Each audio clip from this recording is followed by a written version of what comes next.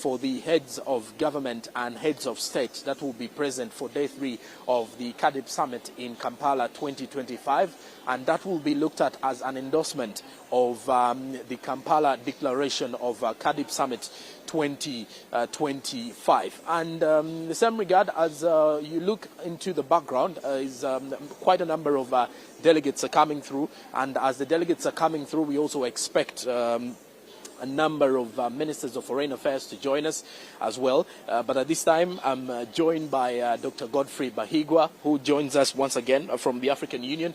And he's just here to give us a bit of the recap from the African Union's perspective of day 1. But then also, in the same regard, pretty much give us a brief of how day 2 is going to be looking like. A very good morning, Doctor. Thank you very much for joining us. Thank you. Yes, a good morning to you and to the viewers. We had a very exciting first day yesterday. We had over 45 AU member states attending the meeting. And as you know, the AU is made up of 55 member states. So having 45 out of 55 was a pretty exciting day to have. So what happened yesterday was that the ministers of agriculture considered the 2 documents for this summit. This is the Caadp Strategy and Action Plan 2026-2035, as well as the draft Kampala Caadp Declaration. Both documents were presented by Honorable Frank Tumwebaze, Uganda's Minister for Agriculture, Animal Industry and Fisheries, who is also the chair of the AU Specialized Technical Committee on Agriculture, Rural Development, Water and Environment. And the ministers deliberated on the 2 documents, and their report that was prepared out of their deliberations is going to be considered by the ministers this morning to verify the discussions they had and the recommendation that they made. So that was yesterday. Today is a joint meeting of ministers of agriculture as well as ministers of foreign affairs. So the Minister of Honorable Tumwebaze will be presenting the report from yesterday's deliberations to his fellow ministers to adopt that report. Secondly, we'll have Honorable J.J. Odong, the Minister of Foreign Affairs. Today, he will be the one that will be making the presentations to his fellow ministers of Foreign Affairs, who constitute the Executive Council of the African Union. The same documents will be considered by the Ministers of Foreign Affairs.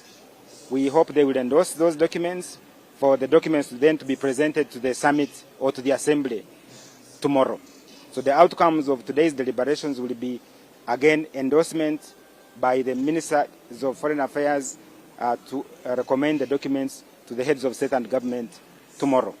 Well, I don't know whether it's right for you to share with us a little bit of what was the topic of the agenda yesterday, because I want to believe during this closed session there is always that bigger issue on ground that really needs to be addressed, where the majority are all siding on one side. I don't know from the perspective of the sessions yesterday what was topping the conversations here. Well, yesterday you could say it was a refresher meeting.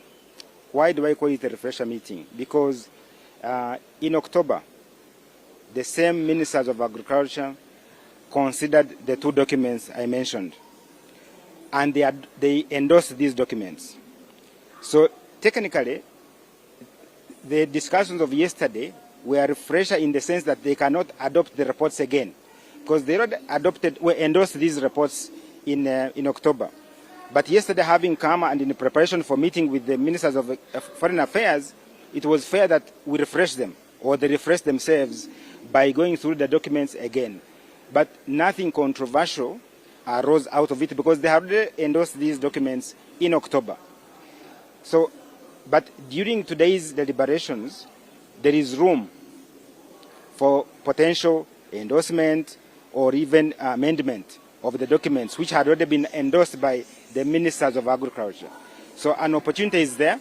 If there are any issues to be presented to the ministers of foreign affairs, today is the opportunity to do so.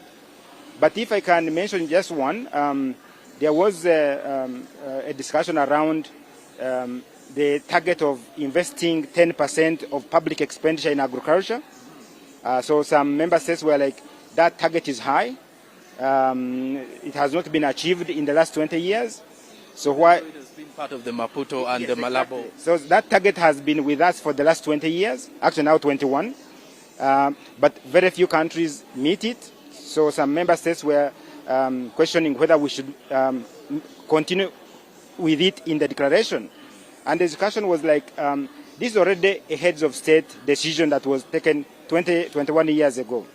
So the only way it can be changed is by the same members, by the same heads of state.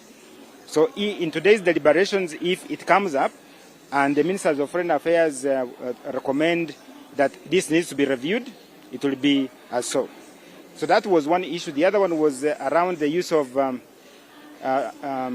term marginalized groups, where some member states were like, it gives the connotation that there is purposeful or intentional marginalization of some communities in countries. So they were thinking that maybe we should call them vulnerable groups. So that was the second issue that came up. So today they will deliberate and see if they instruct the Commission to amend such a phrase not to be used in the document. Yeah. And lastly, from your point of view, I wonder though, with the 10%, where do you think we failed at? Because 20 years down the road, and not so many, or let's say the member states have failed at making sure that 10% is heading into the agricultural sector. Where are we failing as an African continent? Well, I think, first of all, governments prioritize public expenditure according to the pressing needs in each particular country. Okay? And the 10% was an aspirational target. You don't necessarily have to spend 10% of your public expenditure in agriculture to achieve the objectives of the agriculture sector, which is food security, jobs, and so on. So you could find that you could actually spend 5% of public expenditure. What is important is, does that 5% result in you growing enough food, producing enough food to feed the population? If you do, then 5% is what you need to spend. But if you are spending 10% and you are not achieving food security and nutrition, then it means you should even spend more. So 10% was an aspirational target to encourage member states to increase public expenditure within agriculture, to be able to increase growth in the agriculture sector, but with the aim of achieving food security and nutrition, creating jobs for our youth in the agriculture value chain. Thank you very much, Doctor. Thank you. All right.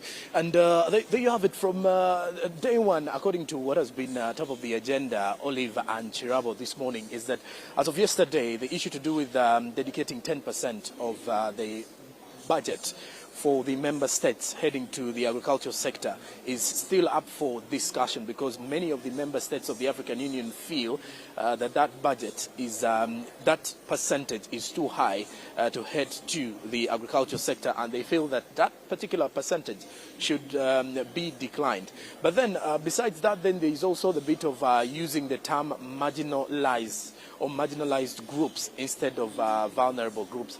And maybe then when the presidents do come tomorrow, or the